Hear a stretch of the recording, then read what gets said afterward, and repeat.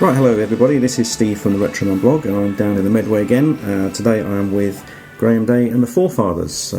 Hello chaps. Hello, Steve. Hello. So on my left we've got Graham. Hello.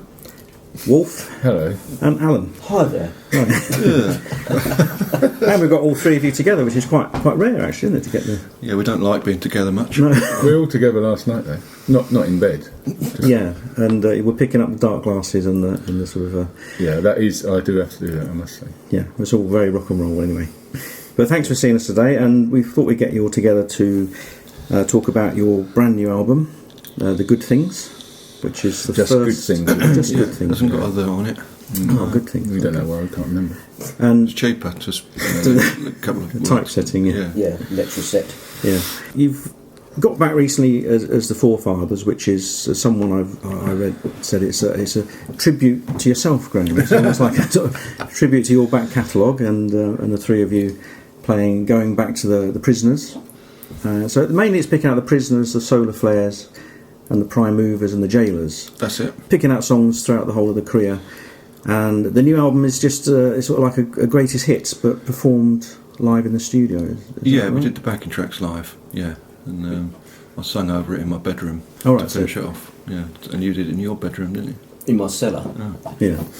Get a better sound down in the cellar. So it's all just a self-produced record. Yeah, is it's. it? It's kind of like we used to record years ago, where you do the whole backing track live. You don't redo anything. You just try and get the right take of it, and then you work with that. There's only a couple of overdubs on it, and that's only because I can't play the organ and the bass at the same time. So Oh, okay, yeah. there's one track with an organ on We it. need to so- get someone else in. Yeah, Yeah. Maybe it's Someone time who can we do got- both. Got another organist. This is what And I can always leave. happens. Start off as a good three-piece and then always put an organ player on top of it and spoil it. Sorry everyone. who played it. Well, you have partially jumped on stage at the Bethnal Green Working Men's Club, didn't you? And Yeah, added a bit of organ. Yeah, we did call the answers, but they Couldn't stop it.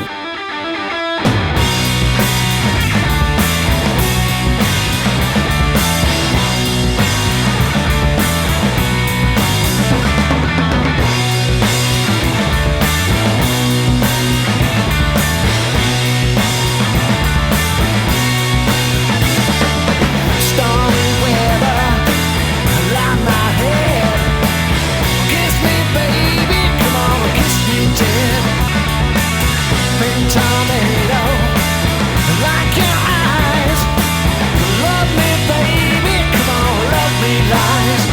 When you smile, you make love behind your hand.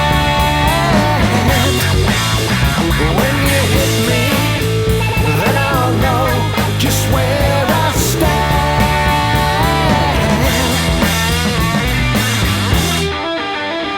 Because you did a single, the songs don't feature on the album, but you had Done Lovely in the Lies. same, yes, done in the same session. And that was a state, and that was on State Records. Yeah. And that sold out in the first pressing. didn't Yeah, it? Pretty it's great, quickly, that didn't it? single, really Yeah, it's good. good, isn't it? You know, and then it's really nicely produced by State Records. They did the clear vinyl, didn't Yeah. they? And that were you surprised by the sort of response to that and how I many was, sold? yeah, I definitely was. I Yeah. think most certainly was. Ordering a second pressing before the Yeah. first, before the first one had been released. So Yeah, exactly. Yeah, it was quite good, wasn't it? And the new album, is that who's releasing that? doing it ourselves. Oh, itself. Yeah, it's going to be on Own Up Records. Yeah, it's the return of Own Up. Yeah, yeah. I think it's the action has been from what I've seen has been fantastic too. I think you're right. I think it just sort of works, doesn't it? Sometimes it's a natural thing, and people are coming along realising that you're just really enjoying playing these songs Yeah. again. I think when we saw you the first time, and we were just blown away by it because it didn't seem to be anything cynical behind it or just No. getting behind. It was just totally natural, you know. Yeah. And you looked like you really were enjoying playing them, and I think that's the important thing. Yeah, we are. It was sort of a relief, really, come to terms with it and actually wanting to play.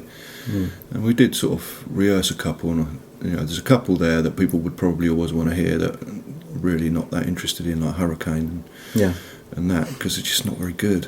And we have tried to play it, and we don't really enjoy it. So we won't be, we might chuck it in if the time's right and if we fancy it. But on the whole, it's not one of my favourite songs. Yeah. But it might be a lot of other people's. But we're not going to do it just for the sake of it. You've got to believe in what you're doing. And although we're playing old stuff, we're really believing in it. And it wasn't our idea to do it in the first place, was it? No, it wasn't. We were made to do it. Yeah. You were forced. We were, yeah, by a German. And, Oh, you know, right, okay. Yeah. they asked us to get the prime movers back together. That's how it okay. started, wasn't it? It was the 25th anniversary of Unique Records, and he was doing a big party. And a really nice bloke, Henry, anyway. So we thought, yeah, okay. He wanted us to play the first album, so we thought, yeah, we'll give it a go. It might be quite fun, just for one gig. But then, of course, it's quite a lot of effort to just do one gig. And then we found that even if we played that whole album front to back, it wouldn't be long enough for a gig anyway, because they're quite short songs. So we did chuck a couple of extras in, a couple of Prisoners songs and Solarflares songs in, and obviously we preferred them. And it and then one gig became 4 gigs. And then by the end of the 4th gig, we weren't really playing any of the Prime Mover songs apart from the good things.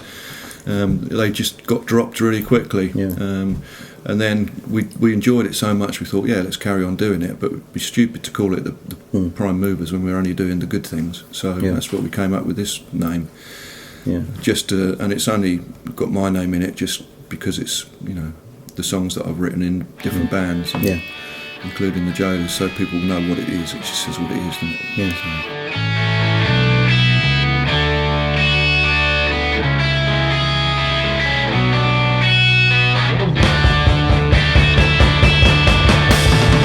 Another time to leave has come. I found an open door. A false sense of freedom in a jet I must explore. Because whenever I'm gone, this train is lighter. When I return, our eyes are brighter still. With every day we drift away, your love can't fill the sky above. Whenever I'm gone, on and on. I never knew that happy. Why not just do a live album, like, you know, proper at a gig? Because you've been doing some good gigs in London. What was the reasoning behind doing it like I that? think we've tried to do that in the past, and it sort of gets in the way of the gig. The gig should just be about that performance for the audience, and you know, you don't want to be worrying about, you know, whether you've played it right or what the sound's like. It's that it just gets in the way and spoils it, I think. I think you get a worse gig and a worse recording. Yeah. It's you have to do one thing or the other. And the trouble is, gigs, there's always loads of mistakes all over it, and, you know, dropped drumsticks, and that's just the way it is. And although that's fine at the time because it's just gone, but if it's on the it would record, be if it wasn't for YouTube. yeah, well, that is the problem. There's enough of that on these days. If you want crappy live performances, just go on YouTube. There's every single band sounds rubbish on YouTube. Yeah. But some of the songs are not that different to the originals. I mean, especially, say, the Solarflares, when there was just the 3 of you anyway. Yeah. I mean, I can understand re-recording some of, say, the early Prisoner stuff. I mean, was it because you weren't happy with the production that you wanted to redo them again? It was or just, that was... I mean, we did it about this time last year, when that was the stuff that we were playing in the set. Yeah. And that is just a recording of the set. The set's evolved a little bit since. We've added a few more songs in, a few more Gaolers songs. So there was no thinking other than let's record the songs we are doing in the set. Yeah. We weren't thinking that these are going to be better than the originals one way or the other. This is just what we're doing. Some of them have turned out to be better, but they're you know, they're quite similar because there's only the 3 of us doing exactly what we've always done. And the 3 of you have worked pretty closely together over the years. I mean, you were in a band called the Daggermen originally, wasn't it? Is that how you got to know the Prisoners? And Yeah, I was at school with Dave Taylor, who's James Taylor's brother. yeah, So I got into all the bands through him. yeah, And we used to, I was saying to Graham last night at his party that we used to go in the gym and we were allowed to put our own music on while we went on the trampoline. so we put on the Pop Rivets and the Prisoners and the Milkshakes. We were bouncing around to that. yeah. So and then we did gigs with the Prisoners and all that sort of thing. So that's how we got to know everyone. Yeah. And it's exciting. It's good old days. So do you think, would you be bringing in any other songs from any of the other lineups that you've done? We're going to do all Daggermen ones the next gig. Yeah, is that going to be a Daggermen special? Yeah. Because I can play one of them on bass. So we can do Oh, right. a bundle. Yeah. Yeah. So a tribute to Lynn Ray, that.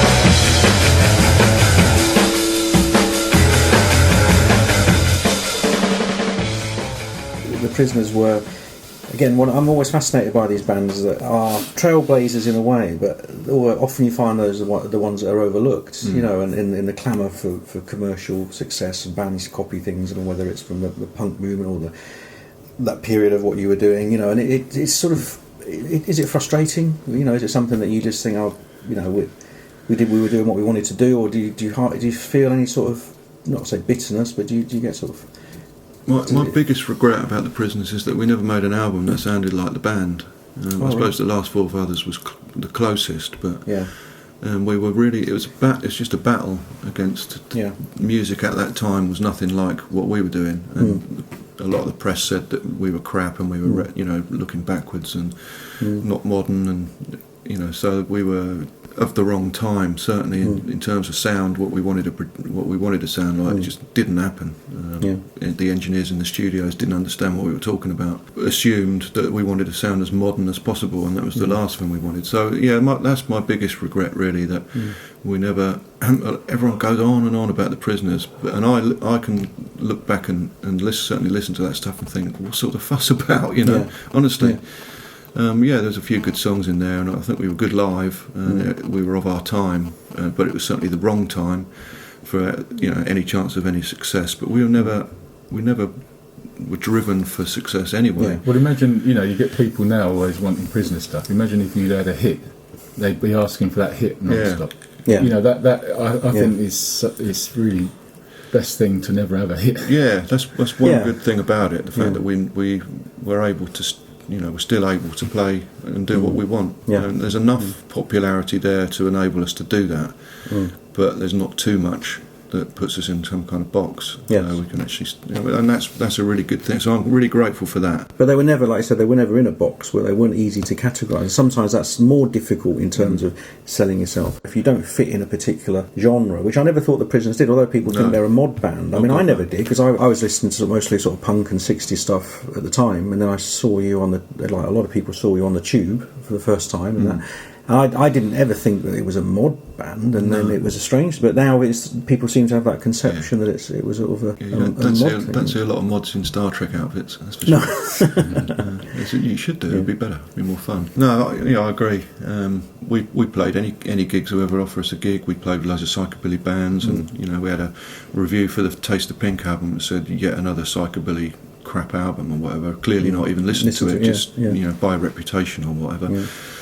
The mod thing was a bit odd, and that was another thing we just fell into because of the Countdown records. Nothing to do with us. But it's strange times. We weren't very popular at the time, honestly. We maybe in France we were quite popular.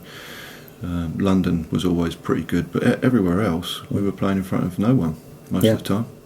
Yeah. So where all these Prisoners fans came from, I really don't know. That's right. Because they certainly weren't around at the time. Yeah. But you played at the Clarendon, the Club Foot. I know there's been some chat on the internet, hasn't there, about the old Clarendon. It's a much missed venue, and again, the sort of bands that were on at the time were like a real mix of everything, weren't they? They were, a lot of psychobilly stuff. Doctor and the Medics. That's right. We were saying about Plain Jane that were a great band. Yeah, the they were good. And, I used to love them. Really. Yeah, they're another band like the Prisoners, which people now even more obscure than the Prisoners. They are, aren't they? Which is really strange considering they were signed to a major label. Yeah, and they did that sort of live album on a major, A&M, I think it was. But they were another band at the time which were very different. And, it was a good times around the Clarendon. It's a it was a good venue. The downstairs one. Downstairs, never liked the upstairs one. No. So one song which I've got to play, which is my favourite, is The Prisoners' Thinking of You, and that you picked this out as one of your picks as well. What was it about this song that's so special? It's always been my favourite Prisoner song. I think just I find it quite emotional, that song. Not lyrically, but it's just got a really nice tune. Yeah. And we have tried to play it a couple of times, but it really misses the organ. Which is it's a shame, because it is a really nice song. Yeah, I think it works when I heard it, but I was just so maybe saying you're taken over with the song. You can kind of get away with things live if you play it at the right point in the evening, and people, you can get carried along with people just being glad that you played it. But it does miss that extra musical element. Yeah. So it'll be an occasional thing, I think. Well, let's hear it. Let's hear Thinking of You.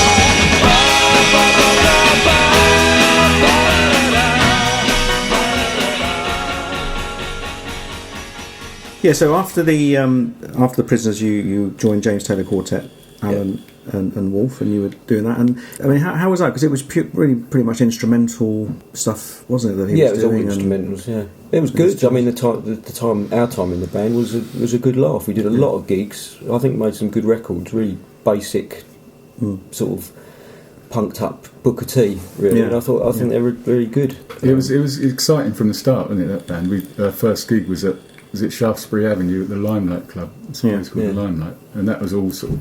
It was everywhere was packed out almost straight away. The band didn't have a sort of trying to get things going. It was almost immediately. I think it was probably on the back of there's half the Prisoners playing again. A lot of people went straight away because it wasn't that far afterwards. But it turned into a career, a music career, and then I don't know. It ran its course for me. Yeah. What's happened since has nothing to do with us. So Yeah.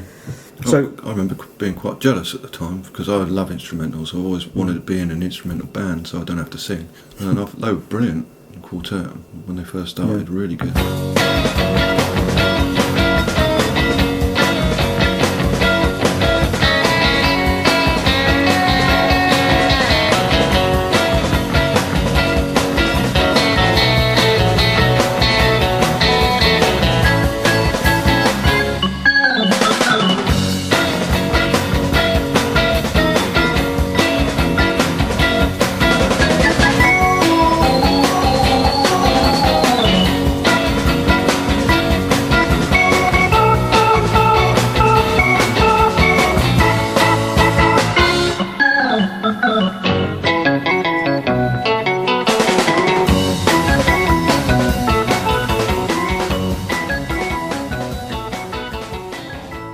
But you've always done lots of instrumentals as well, haven't you? The various lineups, and they always sound great. You know, you've done covers of like the Joe 90 theme and things like that. You know, and so I can see it's always been a part of each lineup you've done, isn't it? Yeah, really into that sort of Barry Gray, John Barry, all that kind of stuff. Lila Schifrin and Ennio Morricone, real big influences on a lot of the stuff that I've done. And also, it's nice to do an instrumental because it's a bit different. Yeah. It gives you a break from singing, but you do need an organ. That's probably why we've always started as a three-piece, and then an organ player comes along because you want to be able to do those instrumentals. And that's why we got Parsley in, because he was really good at that.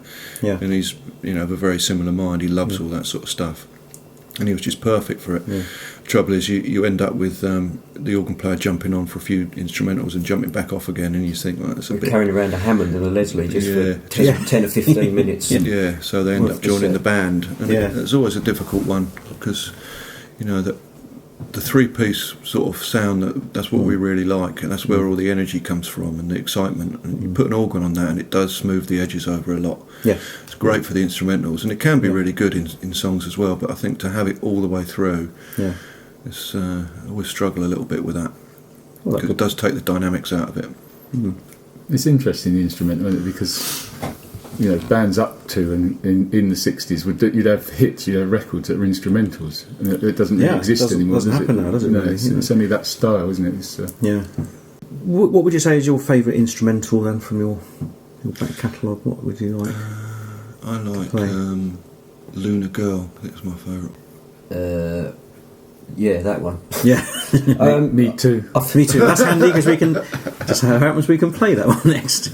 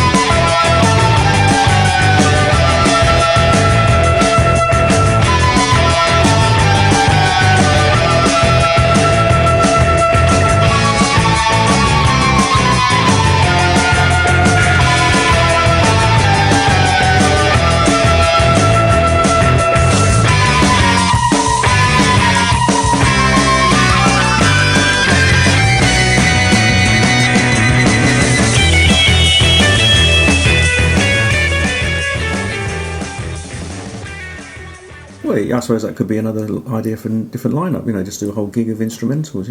Well, I'd like to. Yeah, I'd like to do that. That's been a kind of a long, wanted to do that. Yeah, a long-standing kind of. Yeah, we should do that one day. Yeah, is that an something instrumental gig? Yeah. But the amount of rehearsal we'd have to do. Yeah, I still want to do an instrumental album. I did start to write a new one. I have got a few instrumentals that I've written. I'd still like to do that one day. It was after me and Simon found ourselves not in the quartet that we went around Graham's house and said it's time to come out of retirement for the first time. Yeah.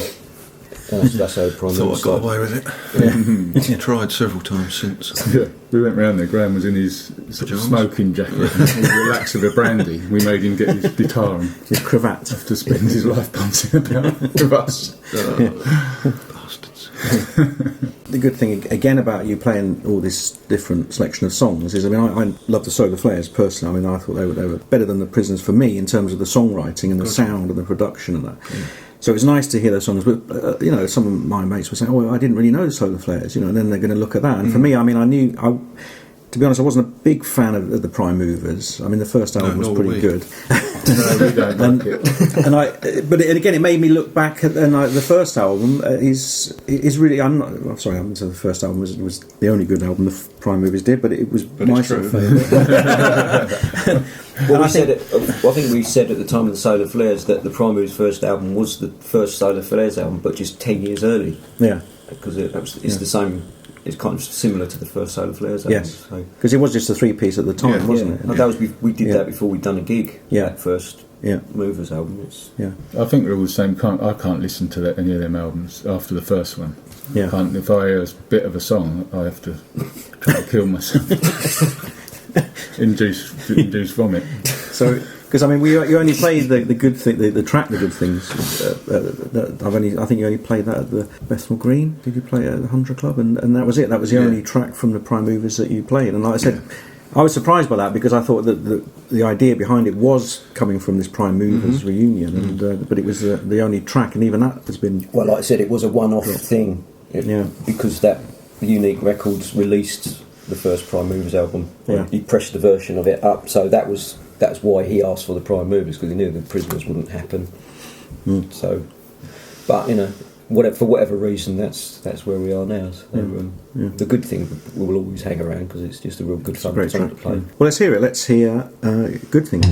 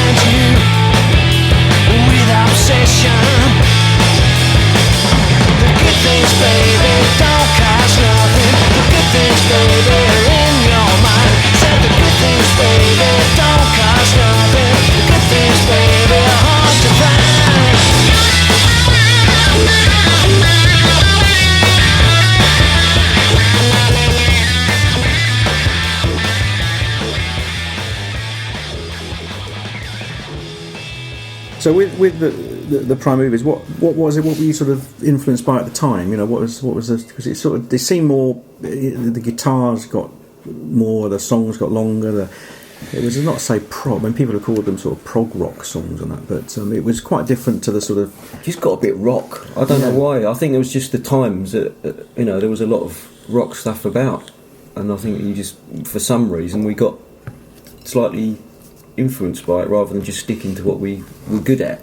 Yeah, there are some good songs in there, I think, but they're just overworked. I think we tried too hard to cram too much into each song. I think part of it was we play quite a lot of gigs, and I think the songs just got longer and longer at gigs. They started jamming. We did start jamming quite a lot, didn't we? I mean, I quite enjoyed the Prime Movers gigs actually, for selfish reasons. You know, because I like jamming a bit. Yeah.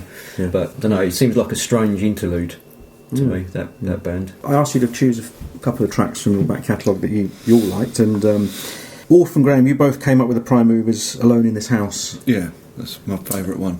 Which is a great track. Yeah. And we'll hear that now. I'm alone in this house. Don't anyone set me free. And it's dark in this room, but I don't need a light to see. I'm alone, but it's better than the way you live your lives.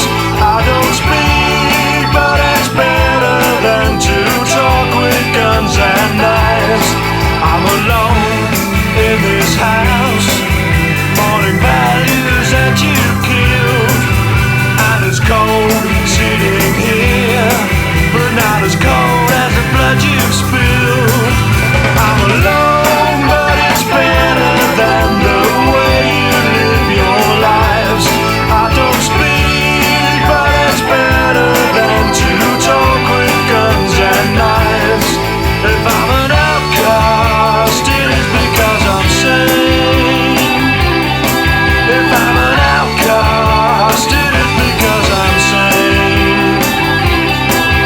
I'm alone in this house, imprisoned within my doubt.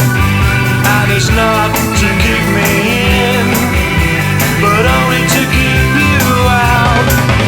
I'm alone, but it's better than the way you live your lives. I don't speak, but it's better than to talk with guns and knives. If I'm an outcast, it is because I'm sane. If I'm an outcast, it is because I'm sane.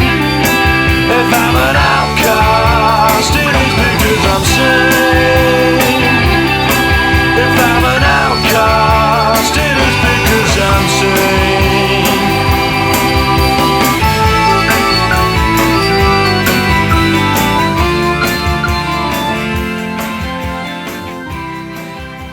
And then, Alan, you rather controversially picked a track from Ark, which was Misled. No, it's Stroboscope, unless it was on a version of Ark. I don't know. I don't Maybe it's listen on to a CD or something. But it was on a it was on a 12-inch EP. Okay, yeah, somewhat. Is that controversial? Because you were like I thought it was. disowning the third album. Well, funnily enough, we did try to do a version of this with. Oh, yeah, we did, We yeah. did play it Yeah. through. We tried to sort of cut it down from wherever it is 6 minutes to like 2.5 minutes. Yeah. But no, I just think it's a really. If it had been shorter, it would have been one of our classic songs, I think. But it goes on a bit, the recorded version. But I think whatever. It used to be one of the good songs we played. I thought, standing on our show boxes Don't tell them that. with dry ice all around us. Or that. Nor about the intro tape. Yeah, Don't mention that. Smoke clearing. There's no one in the audience. yeah, most kicks.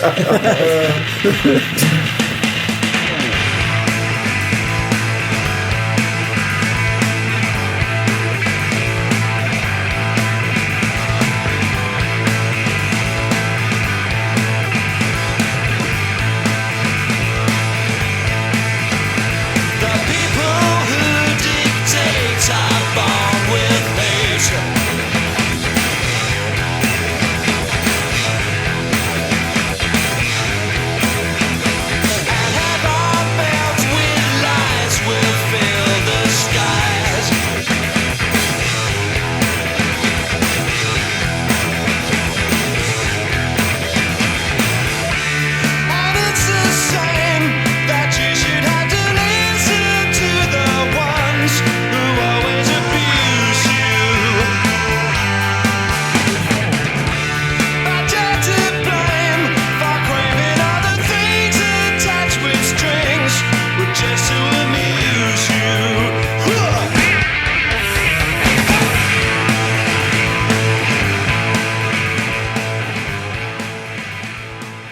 So after the prime movies, as I said, there was a few things that you did, which were again bands that were not really well known. Planet, you did an album, which was a good sort of funky sort of. I suppose a bit like Stone Roses' second album. Was that where were you getting your influence from there? I don't know. It was a deliberate act to go off on a tangent. I deliberately tried not to write any songs with tunes, and I don't really know. We did this reunion thing with the Prisoners, and there was a band playing with us called Mondo Populous, and just really got on with them, hit it off, and they were a good laugh. And they were a couple of boys from Cornwall and playing that sort of funkadelic kind of thing. And I thought that might be quite good fun.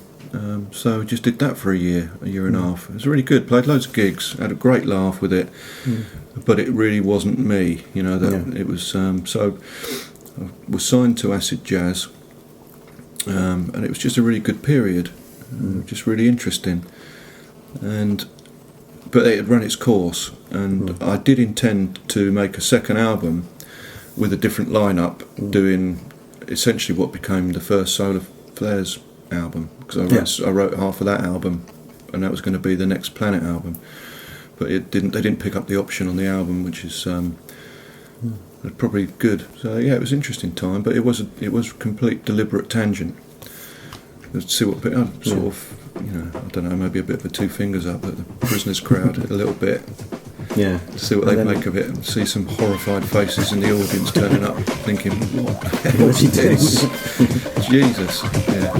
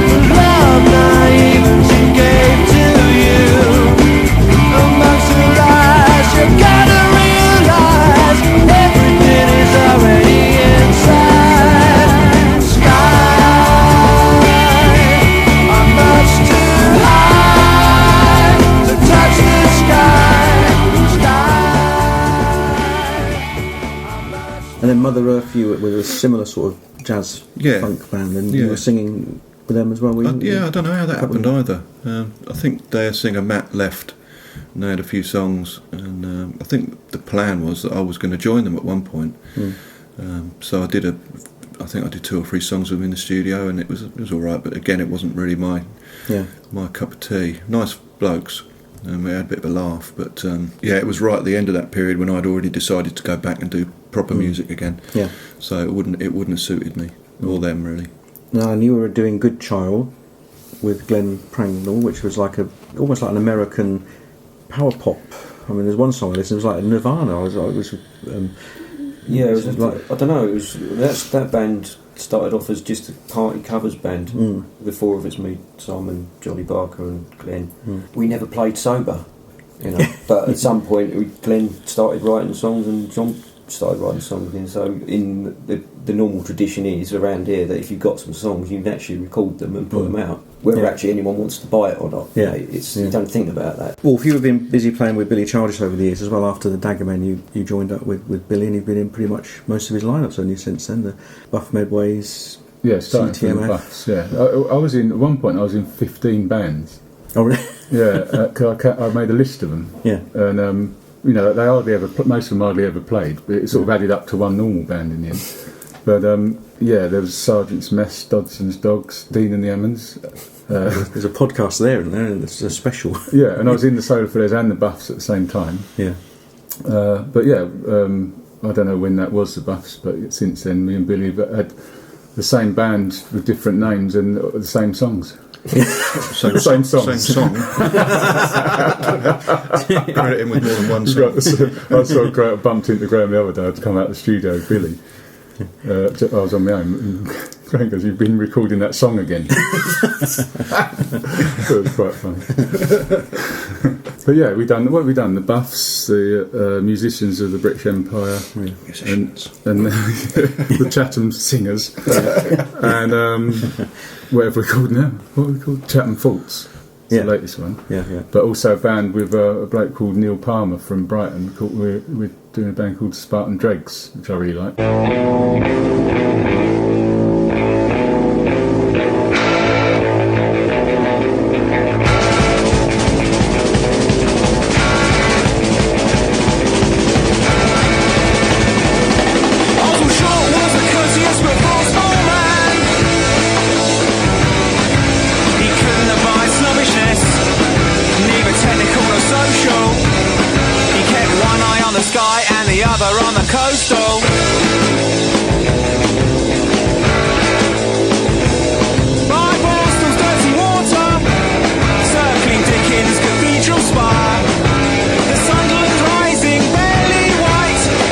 Porcupine in the skies night. Coastal command.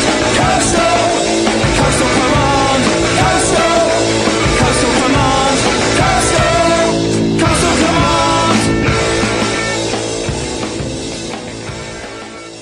And then you also, Graham, when you left the Prisoners, you ended up drumming with Billy the Mighty Caesars. Yeah, that was great. You enjoyed it? I loved that. Yeah, it's one of my favourite things. Really? Yeah, playing a different instrument. Yeah. It's nice to be able to literally take a back seat. You know, and I love playing. I'd never played the drums before.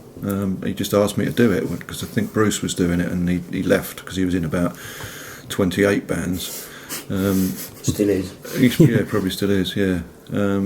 I really loved it. Yeah, it was really good fun. I think we did 9 albums in a week. It seemed like it anyway. He's a fantastic drummer. Graham's one of them people who can just seem to be able to just pick up an instrument and do it. Yeah. Whereas I can't even do the one I chose.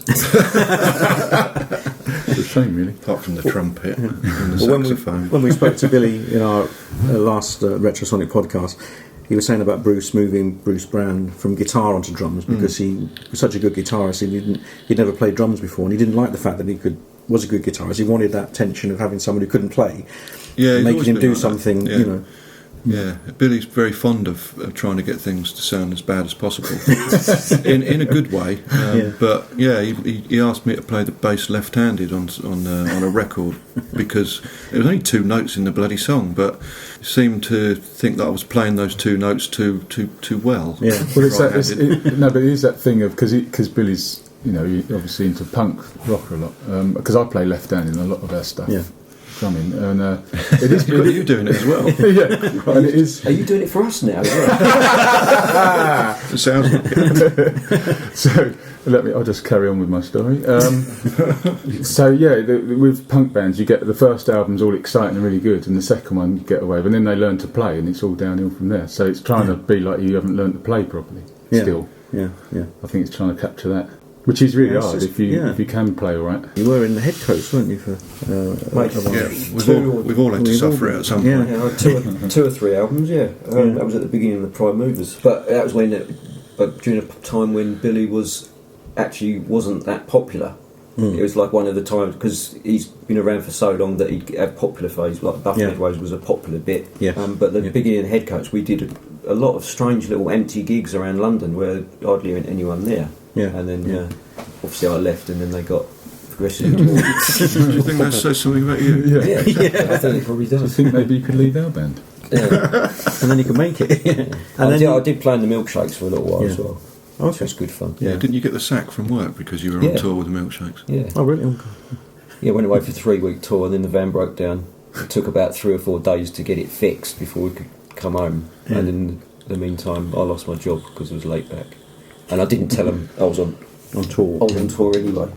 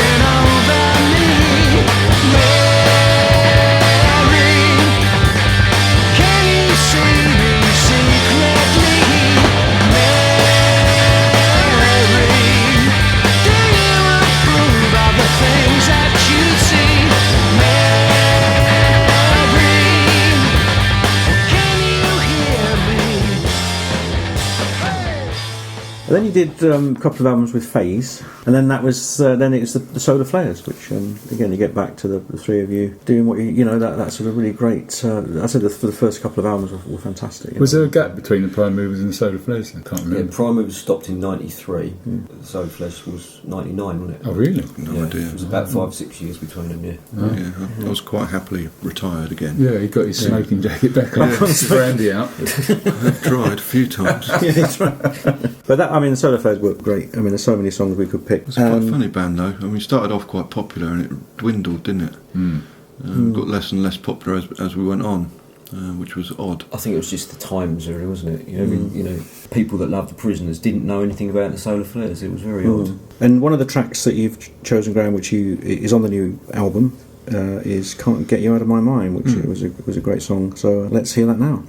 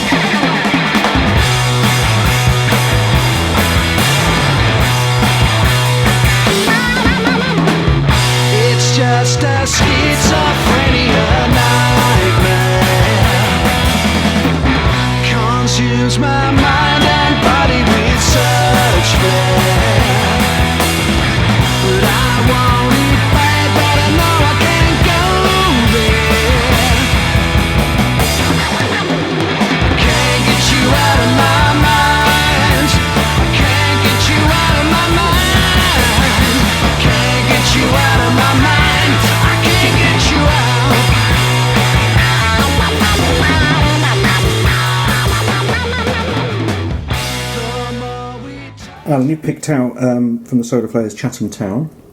Yep. Which is about your hometown. Yeah, that last Solarflares album came out right towards the end. We split up not long after it came out, and there's a whole bunch of good songs on there that we really didn't play live. Some of them never got played live. I think a few of them were written for that album, and we never even rehearsed them. You know, so I think we did Chatham Town a couple of times, but I just really like it. Yeah, bring the family down. You are welcome to it. Yeah, yeah. I mean, it's a theme. There's another song called that was Medway, wasn't it, from the first Solarflares? On a similar, similar. This is welcome to our great hometown. Yeah, yeah. But yeah, I just like the all the noises.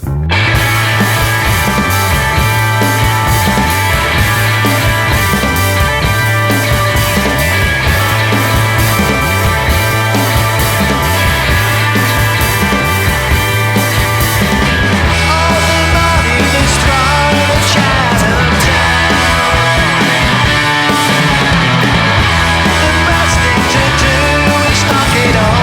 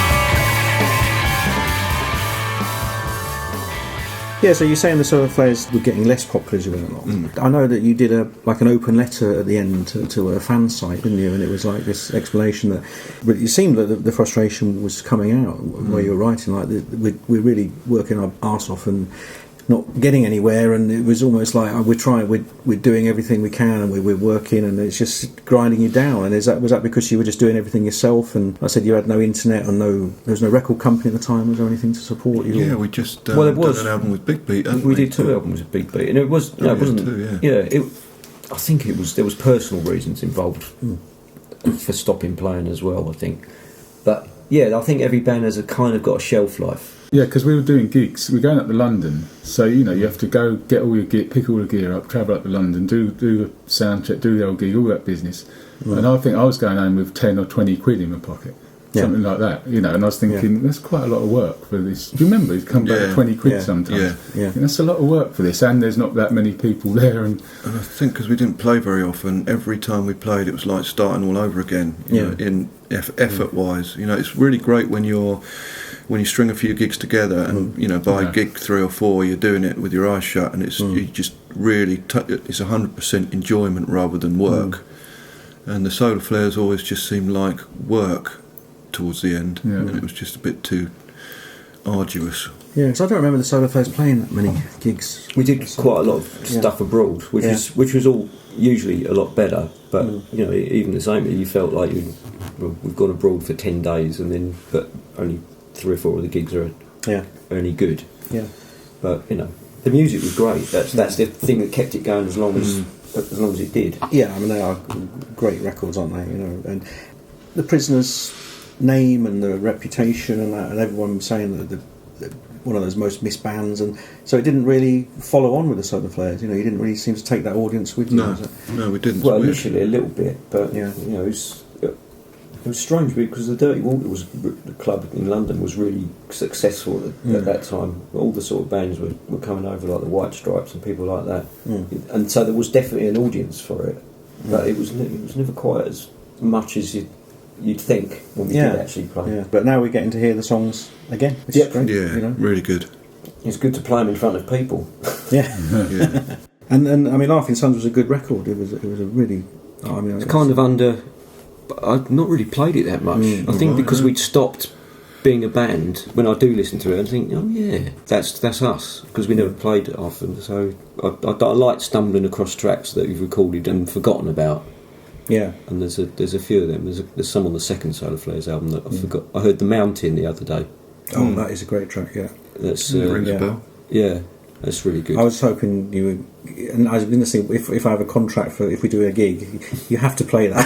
Yeah, that's a really good records out. I forgot about that. Yeah, there's quite a few that didn't make it into the set as a regular.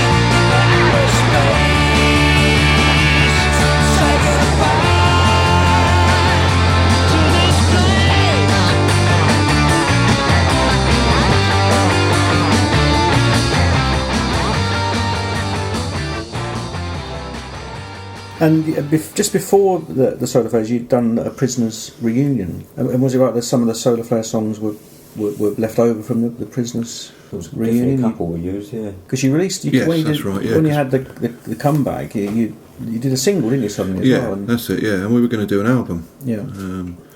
It's just, it didn't work out. Some of the old problems reared their head again. Yeah, he As soon did. as, it was kind of okay if you did a couple of rehearsals, did a couple of gigs, but as soon as it came to sort of trying to get new stuff together, that's when issues that were present 10 years before started happening again, and it wasn't going to work really. But there were some songs that we had written that found their way onto the Solarflares first album, along with your second Planet album. Yeah, so the first Solarflares Okay, album's got an interesting sort of background to it. So that Prisoners reunion, so you did actually start off with the intention of doing an album and maybe seeing how it went for the long term. It wasn't just like someone offered you money for a gig and you did it as a one-off. You had this plan to get a record out. I think the first few gigs are all billed as a one-off. But yeah, it's like it always happens. You sort of get into it and you think, actually, this is really good. And I personally didn't feel that the old Prisoners stuff that we were doing, I didn't think we were doing a lot of it justice. Yeah. Played in a different style. Johnny hadn't played for years on the drums, so he was always a bit nervous and a bit uptight. Didn't really enjoy the gigs. And James's style had changed such a lot over the years, and he wasn't really playing the organ in the same way that he used to in the Prisoners.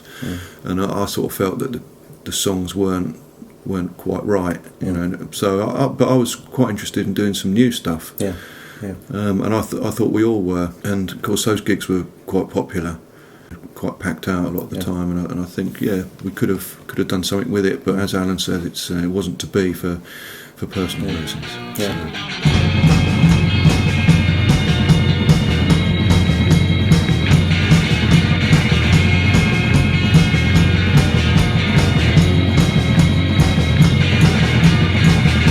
Sometimes it's hard to understand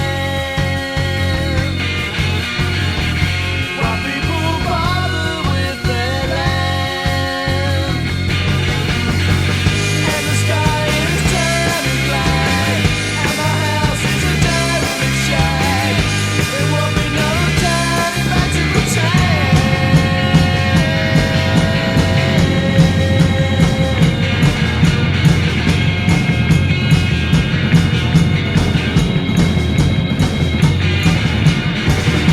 I sit and watch the sun all day and let my loved ones slip away. And my past is a dirty red, and my last sanity has fled. How can I go there to be and pretend?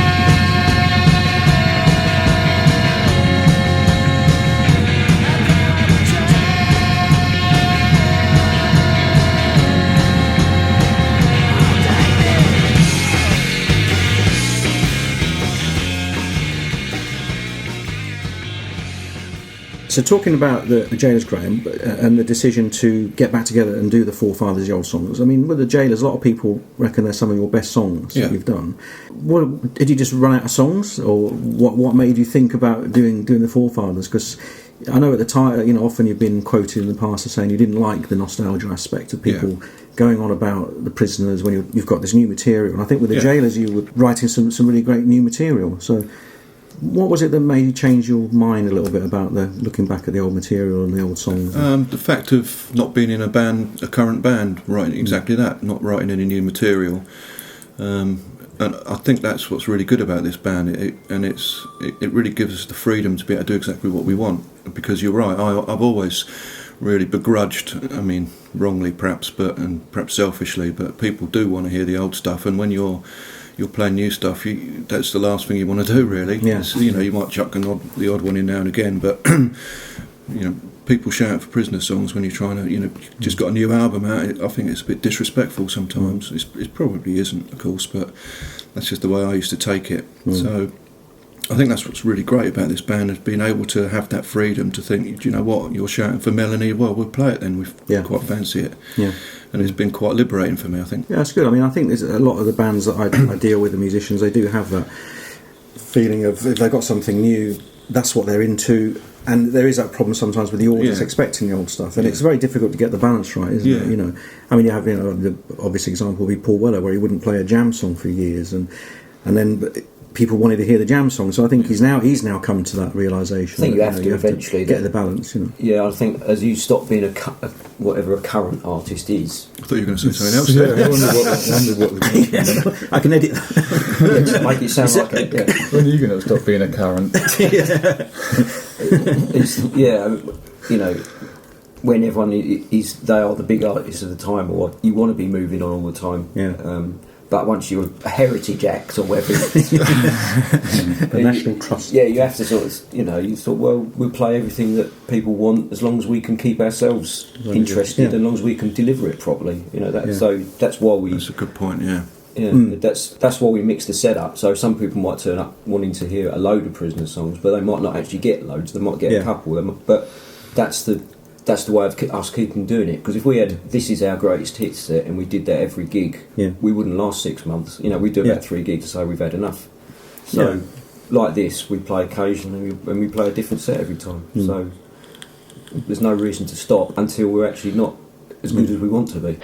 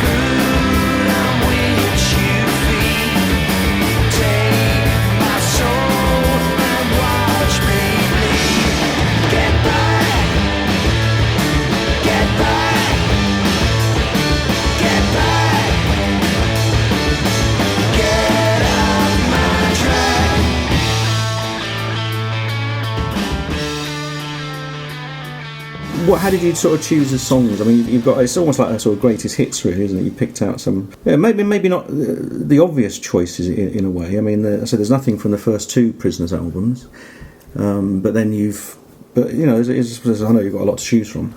Yeah, I think we just sort of play what we fancy playing. I think we could probably play any of them just at the drop of a hat, and we have done a few times. You don't need to work them out; they're sort of part of you, aren't they? They just. But I think there's a conscious effort initially when you put the set list together to think, well, right, what would work without an organ? Because a lot of those Prisoner songs you would assume need an organ, although I wrote them without an organ. And the Prisoners did play for a little while without an organ as well, so which is typical for all the bands that I've ever been in. Start off without one. But then sometimes we'll drop a couple in live that really do need the organ, but are having a good time and probably pissed, so it doesn't really matter. Well, people were singing along the organ parts anyway. Most of the times, But I think the first gig I saw you at was at the Bethnal Green Workingmen's Club, and you did a lot more of the Prisoner stuff, and then over the last couple of shows you've sort of dropped the Prisoners and put more Solarflares, and then the last show we had a lot more Gaolers in. So I think it's good people are sort of... it's important. I mean, because it's all old stuff, we have to mix it up, because... You get bored with it quite easily. Each song, or most of the songs, will get played 2 or 3 times, and then they might not appear again and gig for a little while. You have to keep them rotated, even though it's a big back catalogue. Yeah, I mean, the ones that have stayed in the set all along have been the favourites, really, and they probably always will. Although it seems like a big back catalogue, it's not A lot of them you wouldn't want to play, I don't think. I wouldn't want to anyway. Why's that? I don't know. Just you moved on and... Yeah, I think for me it's a lot of them I wouldn't consider to be good enough. And it's not about listening to the records and thinking that they haven't been recorded properly or anything like that. I just don't think they're very good songs. So, you know, it's better to, you know, when you've got a lot to choose from, why not pick the best ones? Yeah. You know, just for the sake of it. You're not really going to bang out. It's not about, we play a load of Prisoners songs. It's about what we fancy playing at the time. Yeah. So it'll always be the best songs that we've done. And Well, I think that's probably why the Gaolers have started creeping in, because that's sort of, you know, that and the Solarflares are definitely the best stuff for me. So. Yeah, I mean, the Gaolers songs went down really well, and there was your two colleagues were in the crowd that night, weren't they, at the Half Moon, which was nice. You know, and one of them got on stage and nicked the whiskey that I got for you. Yeah. And he's been talking about YouTube. He was captured on YouTube. I know. Because Paul was getting really... He was down the front taking photos. He said, some bloke's just nicked Graham's whiskey. You got on stage, you're going to do something about it. I said, well, that's one of the woggles. Just got up. That's how mate John. Yeah. We can't, well, you know... At least he didn't get up and start a play or anything like that. I don't mind him nicking the whiskey. But. The thing is, we rehearse in his... he's got a printing firm, and we actually rehearse, and that's where we recorded the album. Yeah. That's where we've done a lot of I recording. think we probably do owe him a sip of whiskey. Yeah, so he's kind of allowed, I think. Oh, so he's living over here, is he? That's Because John, one is John John's Barker, he lives around the corner. Oh, okay, yeah. So it's down is in America. Yeah. So Yeah. He just happened to be passing through, because I think the Woggles had a tour in Spain that he was off to or something like that. Oh, that's right. So yeah, we don't get to see him that often, unfortunately. Yeah. And talking of the Gaolers, let's pick a track that was that features on the album, and this is Begging You.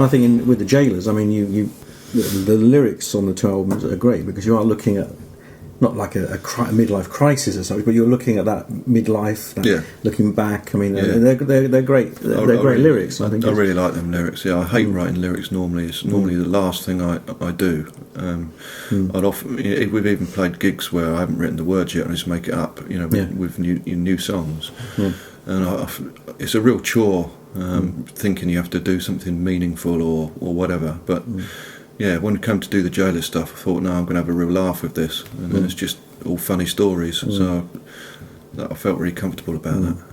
Yeah, I think that puts me off writing new songs, words, because I just struggle for inspiration. Whether it's thinking, having to have something to say. Well, I've always been a bit funny about that anyway. It shouldn't. You're not preaching. So that's that song I wrote, Just a Song, is about writing words. Yeah, I mean that was one of my picks. I was going to play that because you on there you say don't and ask me for any meaning behind it. It's a song I'm writing this, and it does feel almost like that the lyrics and the song should be taken together, which is in a way what great rock and roll is about, isn't it? You know, well, a lot of time words are the sounds that feel right. That exactly, you're picking things that have got the right. Yeah, you know, the right percussive, the right vowels and the right percussive bits in the right, rather than some meaningful thing. And if you're setting poetry to music, that's another thing. But you know, rock and roll, as long as you've got, you know, one decent verse, the other two can be just fill up the gaps. Well, it's like the Ramones' second verse, same as the first. I mean, that's sort of like a perfect track, wasn't it, you know. But I was quite. I mean, when I heard just a song, I was. I mean, that's a bit harsh at first, you know. But then I sort of could see what you were saying, you know, and I thought, I mean, so don't worry, I'm not going to ask you about the hidden meaning behind any of the lyrics today or anything like that. Good, because there isn't one. There isn't. Yeah. I'm the seller of tunes with attitude. I'm the teller of memories I've accrued, but they're not deep or wise or full of meaningful messages to analyze and review. I'm a poet with nothing to imply.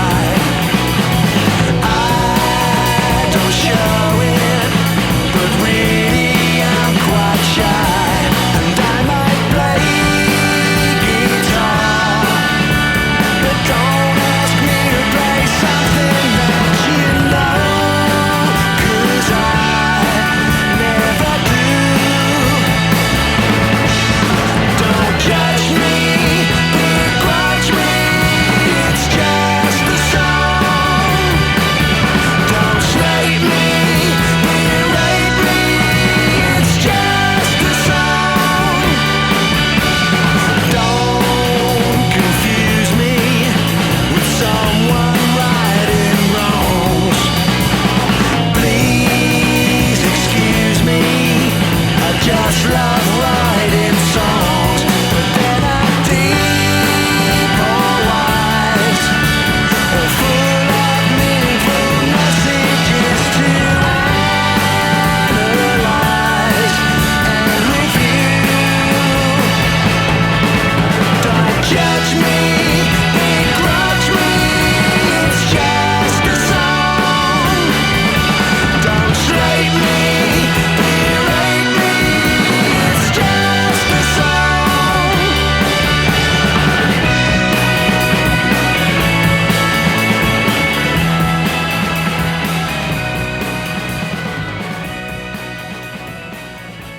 I think, ironically, talking about, you know, that now you're playing what fans want, and you're giving it's a fan's dream. But we're playing what we want. I think but it happens to coincide with to what. coincide with fans want. But the funny thing is now what people were saying to me, if they knew I was coming to see you, new stuff? going to play any new stuff.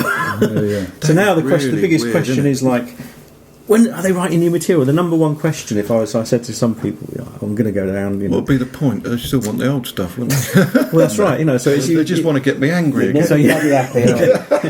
You know what Churchill said? You can please some of the people on the beaches. Yeah, but you're going to get people now at the front of the gig saying, play some new stuff. Play something we don't know. So we can moan. But I mean, seriously, is there any? How do you three of you feel about that? I mean, are you just enjoying it at the moment? You going with the flow, or is there's no sort of plans? I'd be up for playing new stuff, but that's not the be all and end all. Yeah. So you're just enjoying it and taking it as it comes. You know, I write songs for my own band. Yeah. This is Graham's vehicle for his songs, so I think that's it's down to you really. I sort of do, but it would at the same time I'm very conscious of the fact it would spoil it because it's not about that really. Yeah. You know, new songs, new band, I would say. Yeah. I suppose the only way it would happen is if someone said, do a single, and you could actually just write 2 songs for that single. Yeah. Not rather than say, we've got to do an album. We've got to write 12 or 14 songs. Yeah. You know, we're much more likely to be bothered.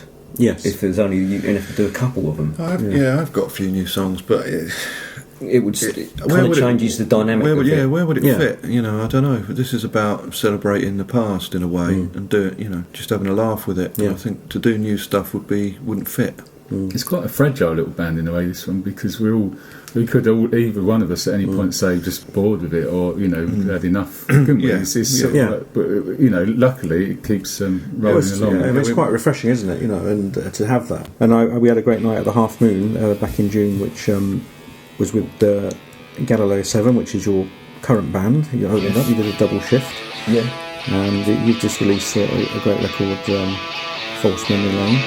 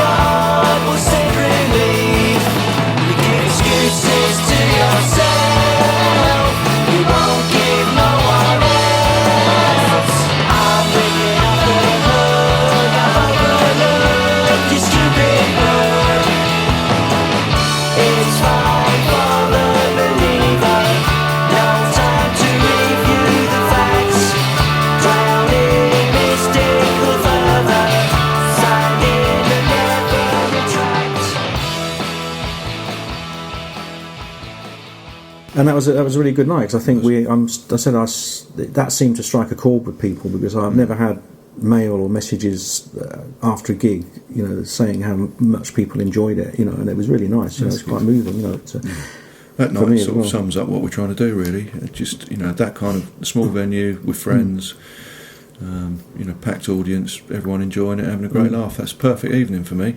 Yeah, really good. That's what keeps us doing it. Yeah, well, that's what we wanted. And there was a guy I've got to mention, Dave Murphy. He came over from America just to see the gig. There was a guy who drove down from Hartlepool and drove back again. And there was actually someone from New Zealand there. Oh, really? Oh, yeah, he didn't actually come up and say so. Oh, right. We'll have to find out their name. Yeah, Paul Fisher. That was Paul Fisher. Okay. Yeah, I mean that was a great night, and I enjoyed it. And it was just nice to have that celebration. I mean, I said I haven't had like bruised ribs on a monitor for years. Getting pushed in, shoved around by these people that look like me at the front of the stage. It was a middle-aged mosh pit. It was it was a great night. So it's funny because when we did our first couple of podcasts, Paul Slattery, and we were talking about your music, the Prisoners and everything, and this was just after the Jailers. So we were saying, and this is in episode 3. You can go back and listen to it. That we were saying, why aren't they playing gigs again? It's such a shame, and they're one of the most missed bands, and wouldn't it be great if they play? And then I wouldn't have ever guessed that a few years later that we'd actually be putting on a show for you, and I'm really pleased about that. So thanks, it made us all very happy. Thank you. It was good. It was one of the best ones we've done. Really enjoyed it. It was great, and it's great to have you back playing all the tracks again. And so let's pick out another track from the new album.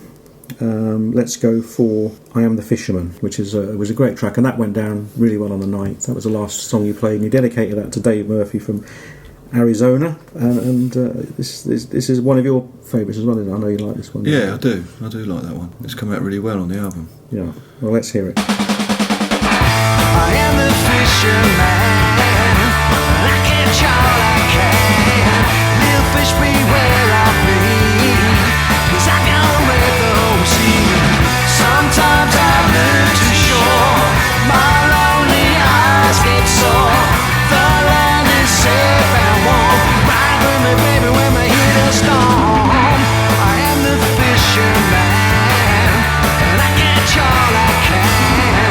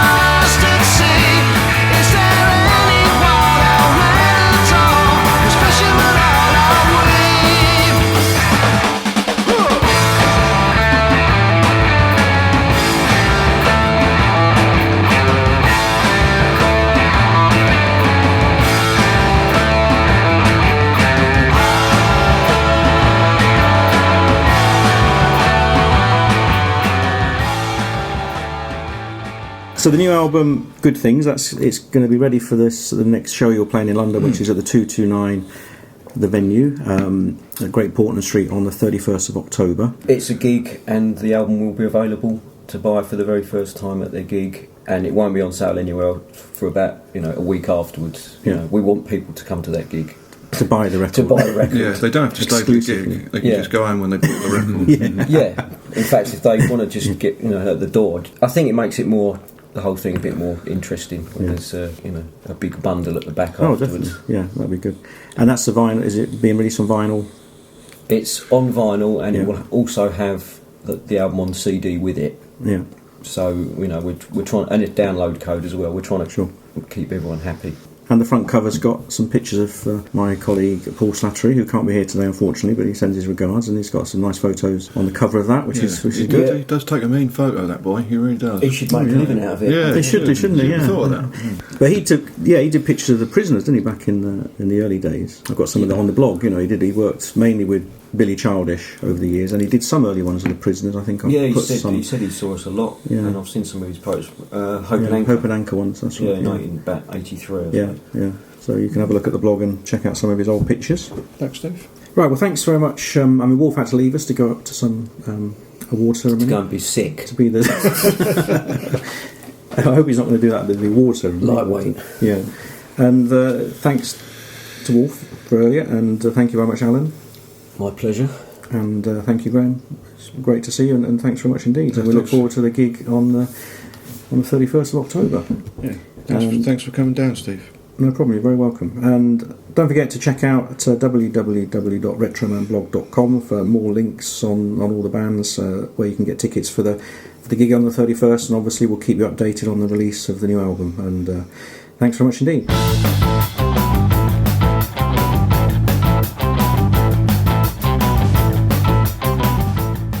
Can I just ask, are bananas good for hangovers?